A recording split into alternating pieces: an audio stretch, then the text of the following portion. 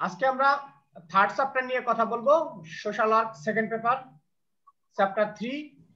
আমাদের চ্যাপ্টার 3-তে যে টপিকটা আছে সেটা হলো যে সামাজিক সমস্যা। আমাদের চ্যাপ্টার 3-র মূল বিষয়টা হলো সামাজিক সমস্যা সমাধানের সমাজকর্মের অনুশীলন, social work practice in solving social problems, অর্থাৎ সামাজিক সমস্যা সমাধানে সমাজকর্মের অনুশীলন। তো আমরা দেখি এখানে প্রথম যে বিষয়টি নিয়ে আলোচনা করব সেটি হলো সামাজিক সমস্যা, সোশ্যাল প্রবলেম। আমরা প্রথমেই দেখব যে সামাজিক সমস্যাটা কি। আমরা বিভিন্ন সমস্যা রয়েছে আমাদের, কিন্তু সকল সমস্যাই কিন্তু সামাজিক সমস্যা নয়। আমরা বিভিন্ন ধরনের সমস্যা রয়েছে, যেমন রাজনৈতিক সমস্যা, অর্থনৈতিক সমস্যা, সামাজিক সমস্যা, বিভিন্ন ধরনের সমস্যা রয়েছে। কিন্তু এই সব সমস্যাকেই আমরা কিন্তু সামাজিক সমস্যা বলবো না। সামাজিক সমস্যার একটা বিশেষ ধরন আছে, একটা বিশেষ রূপ আছে, যেগুলো সমস্যাগুলোকে আমরা শুধুমাত্র সামাজিক সমস্যা বলবো। যাই হোক, আমরা প্রথমেই দেখব সামাজিক সমস্যা, যেটাকে বলা হচ্ছে সোশ্যাল প্রবলেম। এই সামাজিক সমস্যার যে ইংরেজি প্রতিশব্দ, সেই ইংরেজি প্রতিশব্দ হলো সোশ্যাল প্রবলেম। এই সোশ্যাল প্রবলেম, যেখানে আমরা একটা শব্দ হচ্ছে সামাজিক আর একটা হলো সমস্যা। তো প্রথমে আমরা সমাজ থেকে উদ্ভূত বিষয়াবলীকে আমরা বলে থাকি সামাজিক, আর সমস্যা হচ্ছে কি অস্বাভাবিক অবস্থা। যে অস্বাভাবিক অবস্থা মানুষের স্বাভাবিক জীবনযাত্রাকে ব্যাহত করে, সেটাকে বলে সমস্যা। তাহলে সামাজিক সমস্যাটা কি? যে সকল অনাকাঙ্ক্ষিত পরিস্থিতি, যে সকল অস্বাভাবিক অবস্থা সমাজ জীবনের উপর নেতিবাচক প্রভাব বিস্তার করে, সেগুলোকে বলা হয় সামাজিক সমস্যা। তাহলে আমরা সামাজিক সমস্যা দেখলাম। তাহলে এই যে সামাজিক সমস্যার ক্ষেত্রে যে একটা শব্দ প্রবলেম, এই প্রবলেম শব্দটি একটা গ্রিক শব্দ, প্রবলেমা, PROBLEMA, প্রবলেমা। এই প্রবলেমা থেকে এসেছে, ঠিক আছে?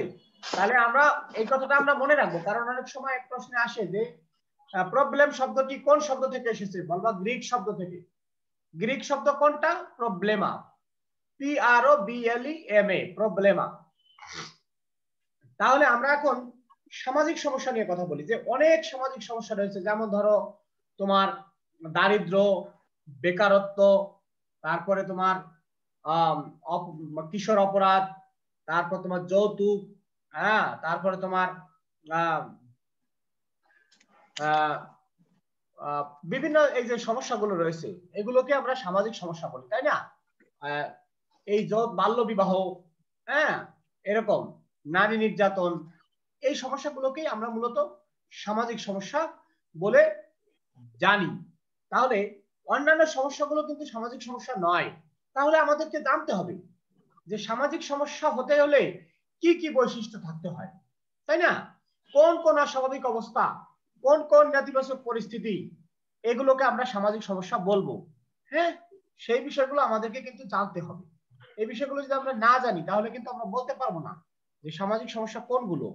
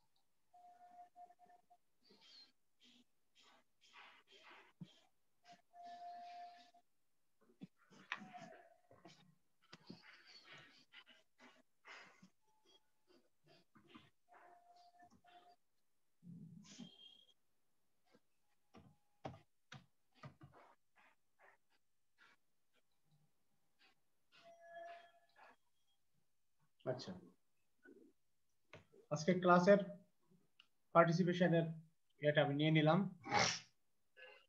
এখন আমরা চলে যাই তাহলে সামাজিক সমস্যার যে বৈশিষ্ট্য, মানে অন্যান্য সমস্যা থেকে সামাজিক সমস্যাটা কেন ভিন্ন বা আলাদাভাবে আমরা চিনব, এই চেনার ক্ষেত্রে কি কি। যেমন দেখো, এই সামাজিক সমস্যা মানে হচ্ছে সমাজ জীবনে এই সমস্যার সৃষ্টি হবে। সামাজিক সমস্যা মানে কি? সমাজ জীবনে সৃষ্ট অস্বাভাবিক অবস্থা। এই অস্বাভাবিক অবস্থাটা কিরকম হতে পারে?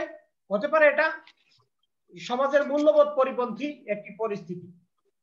সমাজের মূল্যবোধ পরিপন্থী একটি পরিস্থিতি হতে পারে। আবার সামাজিক সমস্যার আরেকটা বৈশিষ্ট্য হলো কি, এটা জনগণের উপর, অধিকাংশ জনগণের উপর ক্ষতিকর প্রভাব বিস্তার করবে। অর্থাৎ এই যে সমস্যাটা, এটা সমাজের অধিকাংশ মানুষের উপর ক্ষতিকর প্রভাব বিস্তার করবে। যদি সমাজের একটা অংশের উপর, সমাজের তোমার অল্প সংখ্যক মানুষের উপর যদি ক্ষতিকর প্রভাব বিস্তার করে, তাহলে কিন্তু আমরা সেটাকে সামাজিক সমস্যা বলবো না। ধরে নাও যে আমার একার সমস্যা হতে পারে, বা আমার শুধু আমার পরিবারের সদস্যদের সমস্যা হচ্ছে, তাহলে আমরা ওই সমস্যাকে কিন্তু সামাজিক সমস্যা হিসেবে দেখবো না। সামাজিক সমস্যাটা কি? যে সমাজের অধিকাংশ মানুষের উপর নেতিবাচক প্রভাব বিস্তার করবে, অধিকাংশ মানুষের ক্ষতির কারণ হয়ে দাঁড়াবে, সেই সমস্যাগুলোকে আমরা সামাজিক সমস্যা বলবো। সামাজিক সমস্যা সবসময় কিন্তু মনে রাখতে হবে যে এটা পরিবর্তনশীল সমাজে সামাজিক সমস্যাও সবসময় পরিবর্তনশীল হয়, মনে রাখতে হবে। তারপরে স্বাভাবিক জীবনযাত্রা ব্যাহত করবে। এরপরে সামাজিক, অর্থনৈতিক ও মানবিক উন্নয়নের অন্তরায় সৃষ্টি করে। সামাজিক সমস্যা এটা কিন্তু পরিমাপ করা যায়, পরিমাপযোগ্য, যে এই সমস্যাটা কতটা প্রকট, কতটা মানুষের কতটা ক্ষতির কারণ হয়ে দাঁড়াচ্ছে, সেটা কিন্তু রিয়েলাইজ করা যায়, অনুভব করা যায়, তাই না? এবং আরেকটা বিষয় তুমি মনে রাখো সবসময়, যে সামাজিক সমস্যা সবসময় কি হয়? পারস্পরিক সম্পর্কযুক্ত। কিরকম পারস্পরিক সম্পর্কযুক্ত? যেমন ধরে নাও, দারিদ্র একটি সামাজিক সমস্যা। এই দারিদ্র সমস্যার সাথে অন্যান্য সমস্যা জড়িত, যেমন বেকারত্ব। দারিদ্র এবং বেকারত্ব পরস্পরের উপর নির্ভরশীল। জনসংখ্যা, এই জনসংখ্যা সমস্যাকে কেন্দ্র করে নানাবিধ সমস্যার সৃষ্টি হয়। তাহলে যখনই দেশে জনসংখ্যা বেশি হবে তখন দারিদ্রতা আসবে, আর যখন দারিদ্র আসবে তখন কিন্তু বেকারত্ব সৃষ্টি হবে। হ্যাঁ, এইভাবে আবার যখন বেকারত্ব হবে তখন কিন্তু স্বাভাবিকভাবে সে দারিদ্রের শিকার হবে। হ্যাঁ, আর দারিদ্রের শিকার হলে কিন্তু সেখানে জনসংখ্যা বৃদ্ধি পাবে। এরকম ভাবে মানে সামাজিক সমস্যাগুলো পরস্পরের সঙ্গে সম্পর্কযুক্ত। হ্যাঁ, এটা মনে রাখতে হবে। এই হলো সামাজিক সমস্যার তোমার বৈশিষ্ট্যগুলো। এবং সামাজিক সমস্যার ক্ষেত্রে আর একটা বিষয় তোমাদেরকে জানিয়ে রাখি, সেটা হলো যে এই যে সামাজিক সমস্যাটা হতে হলে কি হবে, তোমাকে অবশ্যই এই সমস্যা সম্পর্কে জনগণ অবহিত হবে। জনগণের মধ্যে একটা মানে ফিলিংস আসবে যে এটা তাদের স্বাভাবিক জীবনযাত্রাকে ব্যাহত করছে, এবং এই সমস্যার সমাধানে জনগণ সম্মিলিতভাবে কাজ করবে। তাহলে আমরা সেই সমস্যাকে বলবো সামাজিক সমস্যা। তাহলে আমরা কি দেখলাম? সামাজিক সমস্যা একটি সমস্যা, মানে অনাকাঙ্ক্ষিত পরিস্থিতি, একটি অস্বাভাবিক অবস্থা যা সমাজের অধিকাংশ মানুষের উপর ক্ষতিকর প্রভাব বিস্তার করে, এবং যে সমস্যার সমাধানে সমাজের অধিকাংশ মানুষ সংঘবদ্ধভাবে প্রচেষ্টা চালায়। হ্যাঁ, সেই সমস্যাগুলোকে বলা হয় সামাজিক সমস্যা। যেমন বাল্যবিবাহ, বহুবিবাহ, যৌতুক, তারপর তোমার কিশোর অপরাধ, তারপর তোমার নারী নির্যাতন, হ্যাঁ, দারিদ্র, বেকারত্ব, জনসংখ্যা বৃদ্ধি, এই সব হচ্ছে সামাজিক সমস্যা। এরপরে আমরা দেখব সামাজিক সমস্যার কারণ। কি কারণে সামাজিক সমস্যা সংগঠিত হয়ে থাকে? তো সামাজিক সমস্যার বহুবিধ কারণ রয়েছে, আমরা জানি। সামাজিক সমস্যা কিন্তু কোনো একটা বিশেষ কারণে সংগঠিত হয় না, সামাজিক সমস্যার পেছনে অনেকগুলো কারণ জড়িত। তো আমরা প্রথমে যে কারণটা নিয়ে আলোচনা করব সেটা হলো যে মৌল মানবিক চাহিদা পূরণের মানে অপূরিত মৌল মানবিক চাহিদা। অর্থাৎ যখন আমাদের মৌল মানবিক চাহিদাগুলো পূরণ করা সম্ভব হবে না বা হয় না, তখনই কিন্তু শুধুমাত্র এই সামাজিক সমস্যা সৃষ্টি হয়ে থাকে। সামাজিক সমস্যাটা কখন দেখা দেয়? যখন মানুষের মৌলমানবিক চাহিদা পূরণ করা সম্ভব হয় না, তখন মানুষ কি করে? তখন মানুষ অস্বাভাবিক উপায়ে তার এই চাহিদা পূরণ করতে চেষ্টা করে। অর্থাৎ যেমন ধরো তুমি ক্ষুধার্ত, তোমার পেটে ক্ষুধা, যখন তুমি মারাত্মক ক্ষুধার্ত থাকবে তখন কিন্তু তোমার ভিতরে ভয় ভীতি কাজ করবে না, তখন তোমার ভিতরে লজ্জা ঘৃণা এই বিষয়গুলো থাকবে না, কারণ পেটের ক্ষুধার জ্বালা সাংঘাতিক জ্বালা। ঠিক আছে, মানুষকে তখন সে কি করবে? এই চাহিদা পূরণ করার জন্য সে অস্বাভাবিক উপায়ে, অর্থাৎ চুরি করে হোক আর জোর করেই হোক, সে কিন্তু তার এই চাহিদা পূরণ করার জন্য উদ্গ্রীব হয়ে যাবে। এই জন্য এই মৌলমানবিক চাহিদাগুলো পূরণ করা যখন সম্ভব হয় না, তখন এই অপরিত মৌলমানবিক চাহিদার কারণে কিন্তু অন্যান্য সামাজিক সমস্যাগুলো ধীরে ধীরে মাথাচাড়া দিয়ে ওঠে। এরপরে দ্বিতীয় কারণটা হিসেবে আমি আলোচনা করব যে সামাজিক পরিবর্তনের কারণে সামাজিক সমস্যা সৃষ্টি হয়। সামাজিক সমস্যা মানে সামাজিক পরিবর্তনের কারণে কিভাবে হয়? আমরা জানি সমাজ প্রতিনিয়ত পরিবর্তনশীল। সমাজের অন্যতম ধরনীয় মানে বৈশিষ্ট্য হচ্ছে যে এটা পরিবর্তনশীল, সমাজ সর্বদা পরিবর্তনশীল। আমরা যদি সেই আদিম সমাজের কথা ভাবি, সেই আদিম সমাজ ব্যবস্থা থেকে আজকের আধুনিক সমাজ ব্যবস্থায় রূপান্তরিত হয়েছে, এটা কিন্তু পরিবর্তনের ধারাবাহিকতার মাধ্যমে। অর্থাৎ এই যে পরিবর্তনের যে ধারাবাহিকতা, এই ধারাবাহিকতা অতিক্রম করেই ধীরে ধীরে সমাজ আজকের যে অবস্থা, সেই অবস্থা পরিগ্রহ করেছে, বা আজকের সেই অবস্থা বা আজকের সমাজের রূপ পরিগ্রহ করেছে। কিভাবে? সেই আদিম সমাজ থেকে পরিবর্তনের ধারাবাহিকতার মাধ্যমে, পরিবর্তন ধীরে ধীরে পরিবর্তিত হয়ে। তাহলে এই যে পরিবর্তন, সমাজ পরিবর্তিত হয়, পরিবর্তন কিন্তু সামাজিক সমস্যার সৃষ্টি করে। কেমন? ধরে নাও, আমরা জানি সামাজিক পরিবর্তন কয় ধরনের? দুই ধরনের। একটা হলো কাঙ্ক্ষিত পরিবর্তন আর একটা অনাকাঙ্ক্ষিত পরিবর্তন। একটা পরিকল্পিত পরিবর্তন আর একটা অপরিকল্পিত পরিবর্তন, তাই না?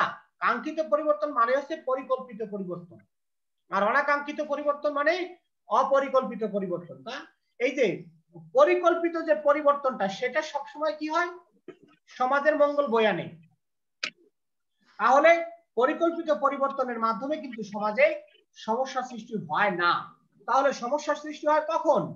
যখন অপরিকল্পিত পরিবর্তন হয়। অর্থাৎ বন্যা, খরা, ভূমিকম্প, তারপরে তোমার এই যে প্রাকৃতিক বিপর্যয়গুলো, এই প্রাকৃতিক বিপর্যয়গুলো কখনো কখনো কিন্তু সমাজের যে ক্ষতি সাধন করে থাকে এবং বিভিন্ন সামাজিক সমস্যার সৃষ্টি করে। হ্যাঁ, এই অপরিকল্পিত পরিবর্তনের কারণেই কিন্তু এরকম ঘটনাগুলো ঘটে থাকে। অর্থাৎ দেখি, আমরা যদি বলি যে খরা, প্রচন্ড খরার ফলে কি হয়? নদী শুকিয়ে যায়, নদীতে পানি কমে যায়, এবং সেখানে কিন্তু যারা জেলের সমাজ, যারা নদীর উপর নির্ভরশীল জনসংখ্যা, মাছ ধরে জীবিকা নির্বাহ করে, তখন তাদের কি হয়? তখন তারা মাছ ধরতে পারে না। বন্যা, মনে করো ঘূর্ণিঝড়ের সময়, জলোচ্ছ্বাসের সময় অনেক মানুষের প্রাণহানি হয়, সম্পদ নষ্ট হয়, গবাদি পশু মারা যায়, তাহলে তাদের জীবন বিপর্যস্ত হয়ে পড়ে। তাহলে এই যে সামাজিক সমস্যাটা ক্রিয়েট হলো, এটা কিভাবে? অর্থাৎ অপরিকল্পিত সামাজিক পরিবর্তনের ফলেই কিন্তু এই সামাজিক সমস্যাটা সৃষ্টি হয়েছে। এইভাবে আমরা দেখি যে অপরিকল্পিত পরিবর্তনের ফলে বা সামাজিক পরিবর্তনের কারণে কিন্তু বিভিন্ন ধরনের সামাজিক সমস্যা দেখা দেয়, যেমন দারিদ্র, বেকারত্ব, ভিক্ষাবৃত্তি, কিশোর অপরাধ, বিভিন্ন সমস্যা তৈরি হয়। এরপরে আমরা তৃতীয় কারণ হিসেবে ব্যাখ্যা করব যে শিল্পায়ন এবং শহরায়ন সামাজিক সমস্যা সৃষ্টির অন্যতম কারণ। 3 নম্বর পয়েন্ট কি? শিল্পায়ন এবং শহরায়ন সামাজিক সমস্যা সৃষ্টির অন্যতম কারণ। কারণ আমরা জানি, যখনই শিল্পায়ন হবে, এই শিল্পায়ন এবং শহরায়ন, শিল্পায়ন মানে কি? ধীরে ধীরে শিল্পের বিকাশ সাধন হওয়া। অর্থাৎ যখন কৃষি নির্ভর ব্যবস্থার পরিবর্তে শিল্প নির্ভর ব্যবস্থা গড়ে উঠবে, তখন আমরা তাকে বলি শিল্পায়ন। এই শিল্পায়নের কারণে কিন্তু বিভিন্ন ধরনের সামাজিক সমস্যা দেখা দেয়। যেমন ধরে নাও তুমি যেসব এলাকায় প্রচুর শিল্প কারখানা প্রতিষ্ঠিত হয়েছে ওই সকল এলাকায় এই শ্রমিকরা সেখানে কি গড়ে তুলেছে, বস্তি এলাকা গড়ে তুলেছে। অর্থাৎ এই সকল শিল্পে যারা কাজ করে তারা কিন্তু অনেক বেশি বেতন পায় না, অনেক বেশি মজুরি বা তোমার মজুরি পায় না, যার কারণে কি হয় তারা কিন্তু মোটামুটি ভাবে একটা এলাকায় ঘিঞ্জি পরিবেশে বসবাস করে। অর্থাৎ সবচেয়ে কম খরচে কিভাবে বসবাস করা যায় সেজন্য তারা একটা বস্তি এলাকায় বসবাস করে বা তাদের মাধ্যমে একটা বস্তি এলাকা গড়ে ওঠে। এই বস্তিকে কেন্দ্র করে বিভিন্ন অসামাজিক কার্যক্রম সৃষ্টি হয়। আবার অন্যভাবে যদি বলি যে এই যে তোমার শিল্পায়নের কারণে কি হচ্ছে, তোমার এখানে অসংখ্য মানুষের বসতি গড়ে উঠছে। শিল্পায়নের কারণে তোমার যে যৌথ পরিবারগুলো আছে, যৌথ পরিবারগুলো ভেঙে একক পরিবার গড়ে উঠছে। কারণ শিল্পায়ন যখনই হবে তখন শহরায়ন হবে, যার ফলে কি হবে, তোমার যৌথ পরিবার ভেঙে একক পরিবার গড়ে উঠছে। এই একক পরিবারে সন্তানদের লালন পালনের একটা সমস্যা কিন্তু সৃষ্টি হয়। অর্থাৎ এই যে ছোট ছোট ছেলে মেয়েদের যে সামাজিকীকরণ সেটা কিন্তু বাধাগ্রস্ত হয়। তাহলে শিল্পায়ন বা শহরায়নকে কেন্দ্র করে কিন্তু এই ছোট ছোট ছেলে মেয়েদের শিক্ষা, তারপরে তোমার যে মানসিক বিকাশ, শারীরিক বিকাশ, এটা কিন্তু বাধাগ্রস্ত হচ্ছে এবং তারা কিন্তু নিরাপত্তাহীনতায় ভোগে। অনেক সময় এই সকল শিশুরাই কিন্তু ধীরে ধীরে অপরাধ প্রবণ হয়ে ওঠে এবং এদের মাধ্যমে কিন্তু বিভিন্ন ধরনের কিশোর অপরাধ মূলক কর্মকাণ্ড গড়ে ওঠে। বাবা মায়ের যখনই সন্তানের প্রতি তাদের নজর কমে আসে, অর্থাৎ সন্তানকে টেক কেয়ারের ব্যাপারটা যখন তোমার কমে আসে, তখন কিন্তু সন্তানরা বিপদগামী হয়ে যাওয়ার সম্ভাবনা অনেকাংশে দেখা দেয়, যার ফলে কি হয়, সন্তানরা ধীরে ধীরে কিশোর অপরাধী বা কিশোর অপরাধের সঙ্গে জড়িয়ে পড়ে। তাহলে শহরায়ন বা শিল্পায়নকে কেন্দ্র করে কিন্তু এই ধরনের সামাজিক সমস্যাগুলো ক্রিয়েট হচ্ছে। তারপরে অস্বাস্থ্যকর নোংরা পরিবেশ, স্বাস্থ্যহীনতা, এই যে নারী নির্যাতন, পতিতাবৃত্তি, বিভিন্ন ধরনের সমস্যাগুলো কিন্তু এই তোমার শহরায়ন এবং শিল্পায়নের কারণে কিন্তু ঘটে থাকে। এরপরে আমরা বলবো যে সম্পদের অসম বন্টন সামাজিক সমস্যার আর একটা কারণ। কারণ আমরা জানি বাংলাদেশের যত সম্পদ আছে তার 90% সম্পদ কিন্তু মাত্র 10% মানুষের হাতে সংরক্ষিত। তাহলে এখানে দেখি যে 90% অ্যাসেট মাত্র 10% মানুষের কাছে। তাহলে এই যে 90% মানুষ, এদের কাছে আছে মাত্র 10% সম্পদ। ব্যাপারটা এই দাঁড়ালো না যে 90% সম্পদ যদি 10% মানুষের কাছে থাকে, তাহলে বাকি যে 90% মানুষ, এই 90% মানুষের কাছে আছে কিন্তু মাত্র 10% সম্পদ। তাহলে কি এই যে সম্পদের অসম বন্টন, এই সম্পদের অসম বন্টনের কারণে কি হবে, বিভিন্ন সামাজিক সমস্যা তৈরি হবে। কারণ এই সম্পদের অসম বন্টনের কারণেই কিন্তু বিভিন্ন ধরনের তোমার নানাবিধ সামাজিক সমস্যা তৈরি হবে। দারিদ্র, বেকারত্ব, অশিক্ষা, তারপর তোমার নারী নির্যাতন, বিভিন্ন ধরনের সমস্যা তৈরি হবে। একটা কথা সবসময় মনে রাখতে হবে, যখন তোমার সংসারে বা পরিবারে যখন অভাব দেখা দিবে, তখন এই অভাবকে কেন্দ্র করে কিন্তু বিভিন্ন ধরনের সমস্যা তৈরি হবে। অর্থাৎ এই যে দারিদ্র, যেটাকে আমি বলছি, দারিদ্রকে কেন্দ্র করে কিন্তু নানাবিধ সমস্যা তৈরি হবে। যেমন আমরা দেখি যে একটা মাত্র সমস্যা যেটা নানাবিধ সমস্যা সৃষ্টি করে, সেরকম একটা সমস্যা হলো জনসংখ্যা, অধিক জনসংখ্যা বা ওভার পপুলেশন, যেটাকে আমরা বলি।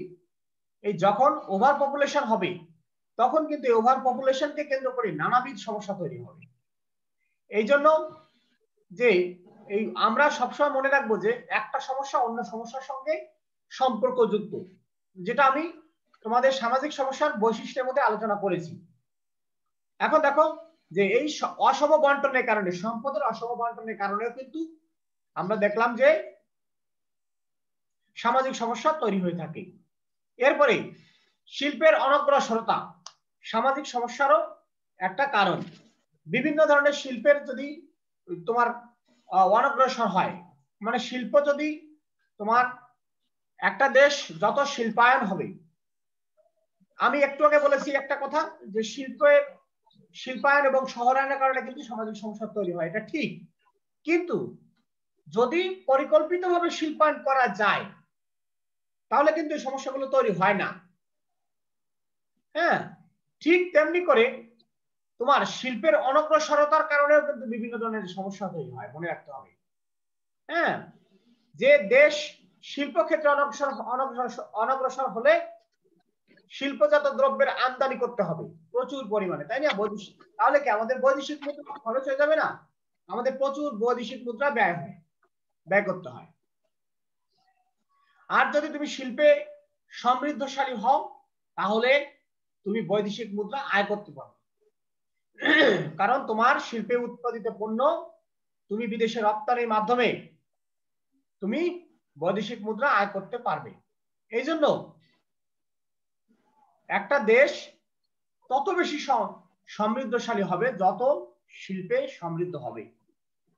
অর্থাৎ আমরা জানি যে অর্থনৈতিক মানদণ্ড আমরা যদি নির্ণয় করতে যাই একটা দেশ কতটা অর্থনৈতিকভাবে শক্তিশালী, সেটা যদি আমরা এক নজরে নির্ণয় করতে চাই তাহলে আমাদেরকে প্রথমেই চিহ্নিত করতে হবে ওই দেশটা শিল্পে কতটা সমৃদ্ধ। যে দেশ শিল্পে যত সমৃদ্ধ সেই দেশ অর্থনৈতিকভাবে ততটা সমৃদ্ধ। এই জন্য শিল্পে অনগ্রসরতা থেকে কিন্তু নানাবিধ সমস্যা সৃষ্টি হয়। হ্যাঁ, সমাজ জীবনে দারিদ্র্য, বেকারত্ব, নিরক্ষরতা, ভিক্ষাবৃত্তি, অজ্ঞতা, বিভিন্ন ধরনের সমস্যা তৈরি হয়। এই হলো আমাদের যে তোমার সামাজিক সমস্যা কারণগুলো আমরা আলোচনা করলাম। এরপরে আমি একটু সংক্ষেপে তোমাদের একটা বিষয় আলোচনা করি, সেটা হলো যে এই যে সামাজিক সমস্যাগুলো, এই সামাজিক সমস্যাগুলোর মধ্যে যে আন্তঃসম্পর্ক, এটাও কিন্তু অনেক সময় প্রশ্নে আসে, পরীক্ষার সময় আসে যে আন্তঃসম্পর্ক মানে একটা সামাজিক সমস্যার সঙ্গে অন্য সামাজিক সমস্যাগুলো কিভাবে সম্পর্কযুক্ত, বা একটা সমস্যা থেকে অন্য সমস্যা তৈরি হচ্ছে, সেই সমস্যা থেকে অন্য সমস্যা তৈরি হচ্ছে, এইভাবে যে সামাজিক সমস্যাগুলো পরস্পরের সঙ্গে আন্তঃসম্পর্কযুক্ত। মনে রাখতে হবে যে সামাজিক সমস্যাগুলো সবসময় একটা অন্যটার সাথে সম্পর্কযুক্ত। যেমন আমি ধরে নাও আলোচনার সুবিধার জন্য আমি বললাম যে জনসংখ্যা একটা সমস্যা, তাই না? আমরা আমাদের প্রথম আলোচ্য বিষয় থাকবে জনসংখ্যা সমস্যা। বিভিন্ন সামাজিক সমস্যা নিয়ে আমরা আলোচনা করব, বাট এই সামাজিক সমস্যাগুলো আলোচনা করার সময় আমরা দেখব যে জনসংখ্যা সমস্যা, তারপরে তোমার যৌতুক, বাল্য বিবাহ, বহু বিবাহ, বিভিন্ন ধরনের সমস্যা নিয়ে আলোচনা করব। বাট সেখানে আমাদের প্রথম যে সমস্যাটা নিয়ে আলোচনা করবো সেটা হলো জনসংখ্যা সমস্যা। যেহেতু আমরা প্রথম সমস্যা নিয়ে আলোচনা করবো জনসংখ্যা, সেজন্য আমি সামাজিক সমস্যাগুলোর মধ্যে যে আন্তঃসম্পর্ক আছে সেই আন্তঃসম্পর্ক বোঝানোর জন্য আমি একটা সমস্যাকে এখানে দাঁড় করেছি। যদি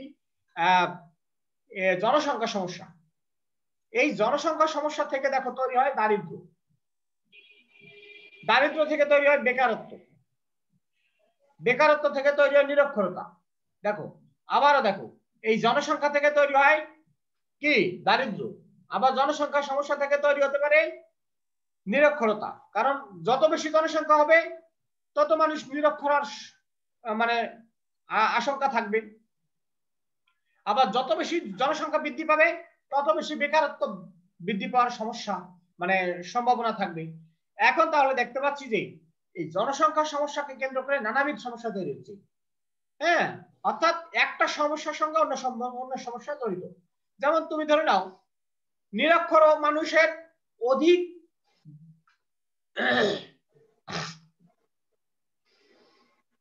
যারা নিরক্ষর তারা কিন্তু অধিক সন্তানের জন্ম দেয়, আবার জনসংখ্যা যদি বেশি হয় তাহলে নিরক্ষর হওয়ার সম্ভাবনাও বেশি থাকে।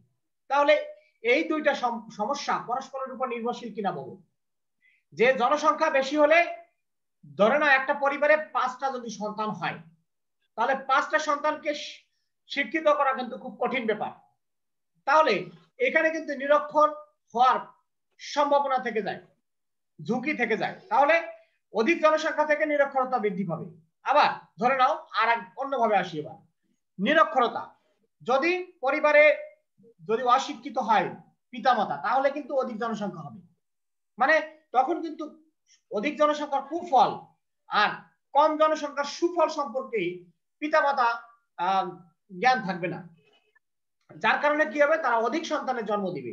তাহলে এখানে অধিক জনসংখ্যা যেমন তোমার নিরক্ষরতা সৃষ্টি করতেছে, তেমনি নিরক্ষরতা আবার অধিক জনসংখ্যাও তৈরি করতে পারে। আর এই যে এটাকে বলা আছে আন্তঃসম্পর্ক। যেমন ধরে না, জনসংখ্যা বেশি হলে দারিদ্র বৃদ্ধি পাবে, আবার দারিদ্র বৃদ্ধি পেলে কিন্তু জনসংখ্যা বৃদ্ধি পাবে। আমরা জানি ক্ষুধার্ত মানুষের উৎপাদন মানে কি বলে যে ক্ষুধার্ত মানুষের তোমার সন্তান জন্মদানের আগ্রহ বেশি, ঠিক আছে। এই জন্য দেখবা যে অধিকাংশ দরিদ্র পরিবারের সন্তান সংখ্যা বেশি থাকে, আর যারা শিক্ষিত বা যে সকল পরিবারে দারিদ্র কম বা নেই, সেখানে দেখবা যে তারা একটা বা দুইটা সন্তানের তাদের পরিবারে। এই জন্য আমরা বলি, আবার দেখো জনসংখ্যা বেশি হলে বেকারত্ব বৃদ্ধি পাবে, আবার বেকারত্ব বৃদ্ধি পেলে জনসংখ্যা বেশি হবে। কেন? প্রশ্ন করতে পারো, স্যার বেকারত্ব থেকে আবার জনসংখ্যা বৃদ্ধি পাবে কেন? বেকারত্ব থেকে জনসংখ্যা বৃদ্ধি পাবে যেমন একজন মানুষ যত বেশি কর্মে সংযুক্ত থাকবে, সে তত বেশি ব্যস্ত থাকবে, আর তার যত ব্যস্ততা বৃদ্ধি পাবে, তার অধিক সন্তান জন্মদানের স্পৃহা তত কমবে। কারণ সে চিন্তা করবে, আমি ব্যস্ত মানুষ, তাহলে আমার যদি একাধিক সন্তান হয়, তাহলে একাধিক সন্তান লালন পালন করবে কিভাবে? এই যে দুইজন স্বামী স্ত্রী দুইজন যদি চাকরিজীবী হয়, দুইজনে যদি ব্যস্ত থাকে, তাহলে কিন্তু তাদের ছোট পরিবার গঠনের আগ্রহ বেশি থাকে। কারণ তারা চিন্তা করে যে আমার যদি একটা সন্তান হয়, একটা সন্তানকে আমি সুষ্ঠুভাবে লালন পালন করি, কারণ অধিক সন্তান হলে আমি দুইজন চাকরি করি, দুইজন ব্যস্ত থাকি, তাহলে এই সন্তানকে দেখাশোনা করবে কে? এই যে চিন্তা, এই চিন্তা থেকেই কিন্তু জনসংখ্যা কমে। তার মানে তোমার যখনই তুমি দেখবা যে কাজ কম থাকবে, বেকার থাকবা, তখন দেখবা যে আমি তো বাসায় বসেই আছি, তাহলে আমার আরো দুইটা বাচ্চা হলে সমস্যা নাই দেখাশোনা করা। এই চিন্তা থেকে তারা পরিবার, বড় পরিবার গঠন করবে। আর যদি বেকারত্ব না থাকে, তাহলে দেখবা যে পরিবার ছোট থাকবে। এই জন্য জনসংখ্যা যেমন বেকারত্ব ক্রিয়েট করে, তেমনি বেকারত্ব আবার অধিক জনসংখ্যাও ক্রিয়েট করে। তাহলে আমি যে উদাহরণগুলি দিয়ে তোমাদেরকে বললাম, সেখানে কিন্তু যে সামাজিক সমস্যার আন্তঃসম্পর্কটা পরিষ্কার, যে সামাজিক সমস্যা একটা সমস্যার সঙ্গে অন্য সমস্যা জড়িত, পরস্পরের উপর মানে সম্পর্কযুক্ত। এখন আমরা আলোচনা করব যে আমাদের সামাজিক সমস্যা হিসেবে জনসংখ্যা সমস্যা নিয়ে একটু কথা বলবো, কারণ সামাজিক সমস্যা, অনেকগুলো সামাজিক সমস্যা নিয়ে আমাদের এই অধ্যায় রয়েছে। এখানে আমরা প্রথম যে সমস্যাটা নিয়ে আলোচনা করবো সেটা হলো জনসংখ্যা সমস্যা। যাই হোক, আমরা জনসংখ্যা সমস্যা নিয়ে তোমাদেরকে আর বোঝানোর তেমন কিছু নাই, কারণ তোমরা সবাই বড়, তোমরা এখন কলেজে পড়ো, সবাই জনসংখ্যা সমস্যা সম্পর্কে অবহিত। হ্যাঁ, তবে জনসংখ্যা বেসিক্যালি কোনো সমস্যা নয়। হ্যাঁ, জনসংখ্যা কিন্তু একটা দেশের জন্য সমস্যা নয়। জনসংখ্যা বৃদ্ধি বা জনসংখ্যা হ্রাস, অধিক জনসংখ্যা বা কম জনসংখ্যা, এটা একটা দেশের সমস্যা হতে পারে। জনসংখ্যা কখনো একটা দেশের সমস্যা হয় না। একটা দেশের সমস্যা হয় কি, অধিক জনসংখ্যা অথবা কম জনসংখ্যা। যখন দেশের সম্পদের তুলনায় জনসংখ্যা অপ্রতুল হয়, কম হয়, তখন কম জনসংখ্যা কিন্তু একটা সমস্যা হয়ে যায়। আবার দেশের সম্পদ এর তুলনায়, আয়তন ও সম্পদের তুলনায় যখন একটা দেশের জনসংখ্যা বেশি হয়ে যায়, তখন এই অতিরিক্ত জনসংখ্যা কিন্তু ওই দেশের জন্য সমস্যা। তবে আমরা আধুনিক যুগে মানুষের চিন্তাধারা পরিবর্তিত হয়েছে, সেখানে বলা হচ্ছে অধিক জনসংখ্যা বা কম জনসংখ্যা কোনোটাই কিন্তু সমস্যা নয়। যদি অধিক জনসংখ্যা হয়, তাহলে এই অধিক জনসংখ্যাকে যদি আমরা জনসম্পদে মানব সম্পদে রূপান্তরিত করতে পারি, তাহলে কিন্তু সমস্যা নয়। ধরে নাও একজন দম্পতির, হ্যাঁ, দম্পতির 5টা সন্তান, 5টি সন্তানই সুশিক্ষায় শিক্ষিত হয়ে সমাজে যোগ্য নাগরিক হিসেবে গড়ে উঠেছে।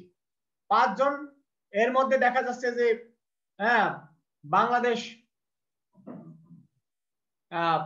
তোমার যে বড় বড় পদে তারা চাকরি করছে, অর্থাৎ 5 জনের মধ্যে দেখা যাচ্ছে কি 2 জন পুলিশের এসপি, দুইজন বিশ্ববিদ্যালয়ের শিক্ষক, হ্যাঁ, একজন তোমার ম্যাজিস্ট্রেট, তাহলে এরকম যদি হয় তাহলে কি এই অধিক জনসংখ্যা কিন্তু সমস্যা হয়ে গেল না, সম্পদে রূপান্তরিত হয়ে গেল। এই জন্য আমাদেরকে চিন্তা করতে হবে যে জনসংখ্যাকে জনসম্পদ বা মানব সম্পদে রূপান্তর করা। যদি আমরা অধিক জনসংখ্যাকে মানব সম্পদে রূপান্তর করতে পারি তাহলে এই জনসংখ্যা কিন্তু কখনো সম্পদ হবে না। জনসংখ্যা কি হবে, মানব সম্পদে রূপান্তর করতে পারি তাহলে এই জনসংখ্যা কিন্তু সমস্যা হিসেবে রূপ নেবে না, সম্পদে রূপান্তরিত হবে। আবার কম জনসংখ্যা যদি থাকে তাহলেও কিন্তু সমস্যা নয়, কারণ তোমার দেশের সম্পদ এর তুলনায় যখন জনসংখ্যা কম হবে তখন তুমি কিন্তু বিদেশ থেকে ম্যান পাওয়ার আমদানি করতে পারো। বিভিন্ন উপায় রয়েছে তোমার এই সম্পদকে যথাযথভাবে কাজে লাগিয়ে দেশের উন্নয়ন করার জন্য। এই জন্য আধুনিক চিন্তা চেতনার পরিবর্তন ঘটাতে হবে। যাই হোক, এখন আমরা এখানে জনসংখ্যা সমস্যা নিয়ে আলোচনা করার ক্ষেত্রে এই যে অধিক জনসংখ্যা এবং কম জনসংখ্যার বিষয় নিয়ে আলোচনা করলাম, সেখানে আমরা একটা বিষয় দেখি যে এই যে জনসংখ্যা বৃদ্ধির একটা বিষয়, অধ্যাপক ম্যালথাস, তোমরা হয়তো নাম শুনে থাকবে, হ্যাঁ, অর্থনীতিবিদ অধ্যাপক ম্যালথাস তার an essay on the principal of population গ্রন্থে তিনি এই জনসংখ্যা বৃদ্ধির একটা ফর্মুলা প্রদান করেছেন। সেখানে তিনি বলেছেন যে জনসংখ্যা বৃদ্ধি পায় জ্যামিতিক হারে আর উৎপাদন বৃদ্ধি পায় গাণিতিক হারে।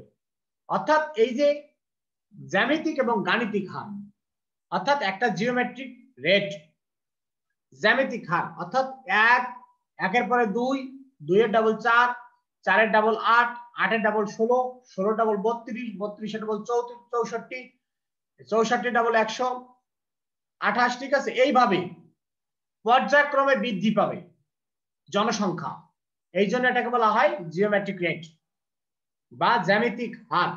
কিন্তু সম্পদের যে উৎপাদন সেটা কিন্তু তোমার গাণিতিক হারে বৃদ্ধি পায়, যেমন 1, 2, 3, 4, 5, 6, 7, 8, 9, 10, এগুলো হচ্ছে গাণিতিক হার, ম্যাথমেটিক্যাল রেট।